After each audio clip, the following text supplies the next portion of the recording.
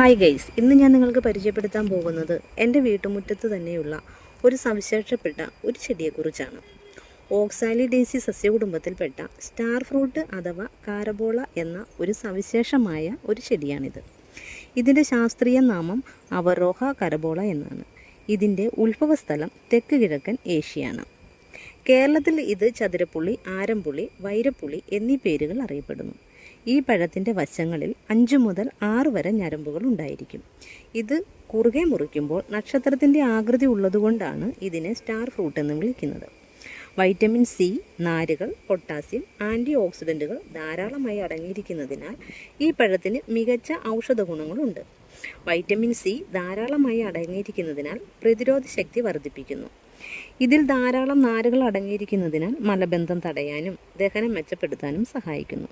Calorie വളരെ കുറഞ്ഞതും ധാരാളം ജലാംശമുള്ളതിനാലും ശരീരഭാരം കുറയ്ക്കാൻ സഹായിക്കുന്നു. പ്രമേഹവും കൊളസ്ട്രോളും നിയന്ത്രിക്കുന്നു.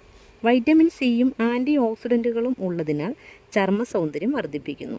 എന്നാൽ ഇത് എല്ലാവർക്കും കഴിക്കാൻ പാടുള്ളതല്ല. കാരണം സ്റ്റാർ ഫ്രൂട്ടിൽ വലിയ അളവിൽ ഓക്സാലിക് ആസിഡും കാരംബോക്സിൻ എന്ന ന്യൂറോടോക്സിനും അടങ്ങിയിട്ടുള്ളതിനാൽ കിഡ്നി സംബന്ധമായ അസുഖമുള്ളവർക്ക് ഇത് കഴിക്കാൻ പാടില്ല.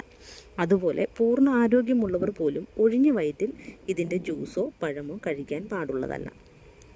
അതുപോലെ അച്ചാറുണ്ടാക്കാനും ജ്യൂസ് അടിക്കാനും സാലഡുകൾ ചേർക്കാനും മീൻ കറികളിൽ പുളിക്ക് പകരം ഇത് ഉപയോഗിക്കാറുമുണ്ട്. ഇതൊക്കെയാണ് സ്റ്റാർ ഫ്രൂട്ടിനെ കുറിച്ച് നിങ്ങളോട് പറയാനുള്ളത്.